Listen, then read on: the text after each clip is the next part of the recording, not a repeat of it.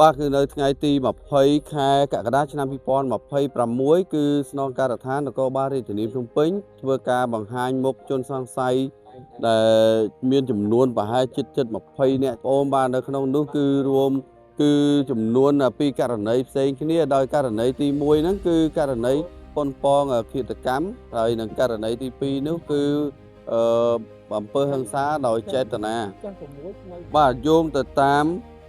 អនុសាសន៍ដ៏ខ្ពង់ខ្ពស់របស់ឯកឧត្តមម្ដុំសេនីយ៍ឯកសថេតអគ្គស្នងការនគរបាលជាតិនិងអនុវត្តតាមបទបញ្ជាពីឯកឧត្តមម្ដុំសេនីយ៍ឯកជួននរិនអគ្គស្នងការរងនិងជាស្នងការនគរបាលរាជធានីភ្នំពេញ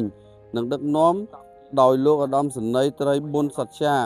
ស្នងការរងទទួលផែនការងារនគរបាលព្រហ្មទណ្ឌនិងបញ្ជាដោយផ្ទាល់ពីលោកឧត្តមសេនីយ៍តូលីប៊ុនអេងស្នងការរងទទួលការិយាល័យនគរបាលព្រហ្មទណ្ឌកម្រិតស្រាលនិងអនុវត្តដោយផ្ទាល់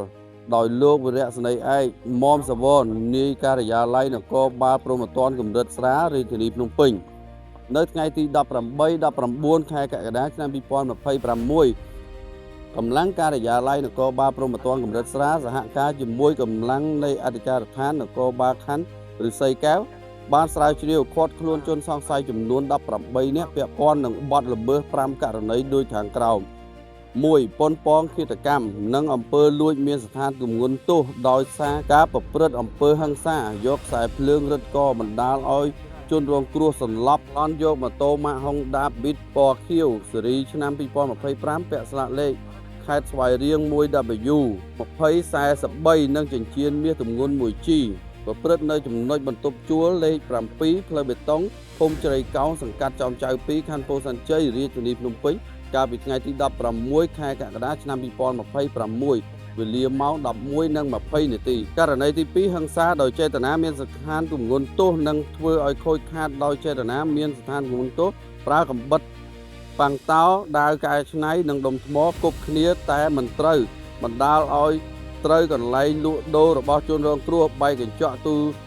លក់ប្រហិតបែកខ្ទេចនិងរងការខូចខាតសម្ភារៈមួយចំនួនប្រព្រឹត្តនៅចំណុចផ្លូវលេខ597ក្រុម2ភូមិទួលកោសង្កាត់ទួលសង្កែទី1ខណ្ឌឫស្សីកែវរាជធានីភ្នំពេញកាលពីថ្ងៃទី17ខែមិថុនាឆ្នាំ